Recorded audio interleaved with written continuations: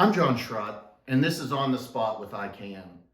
Today we're going to be talking to one of our project managers who not only is a practicing architect, but is a professor at Kent State University in their architecture department. It's Adam Yaracs, and Adam, we want to talk a little bit about how both practice and teaching inform each other. So how does the practice benefit from you being a teacher? Well, I think what's really nice about kind of having my foot both in academia and in the practicing world is I get to see everything that's kind of trending or new to architectural design. You know, oftentimes when we're in the real world, we're working within specific guidelines or we're meeting codes. And I think when you're still a student, you have the ability to explore that and to kind of test new things. So I think seeing the level of creativity, I think seeing what the future might bring to the architectural profession, new technologies, I think are all really important. So being exposed to those, I think helps. And then hopefully in turn, we can share that information with the rest of the firm and benefit our staff here.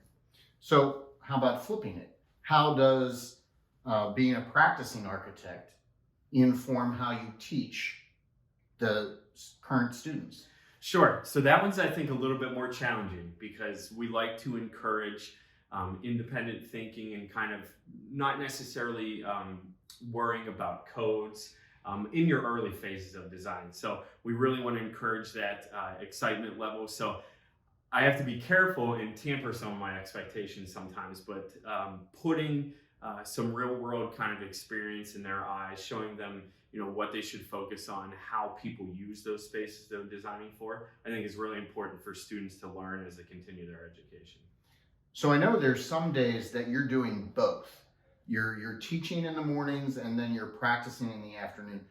How do you pivot yourself to do those two different tasks? Sure. I think that's a great question, and it's something that I've worked hard on for the last few years, but teaching in the morning brings my excitement level up really, really high. I'm there at the crack of dawn. The students are there, they have their great work to share with me. So it really brings my energy level up. So I just kind of ride that high and I come into work and, try and do my really creative tasks right when I get back into the office from that, so I can keep that energy level going. Interesting. So I know that you just designed and had your own home constructed. Have you brought your students to your home yet? No, I have not. But they all ask about it. Instagram is a great way to kind of share our work and what we do in our personal lives. And I know that some of my former students and that follow me on Instagram. So when I share that information, they're always looking and asking me about it. And when's the next tour? So maybe we'll have to schedule something soon. So what's the best part of your day when you're teaching? I think the best part, it really varies from class to class, but what I enjoy the most is that moment in a student's eyes when they realize that they can do something they didn't think that they could do previously. And you see the light bulb turn, and it's just a really exciting moment because you know that they have confidence in themselves now, and they're going to move forward and do great things. Do you ever learn from your students? All the time, all the time.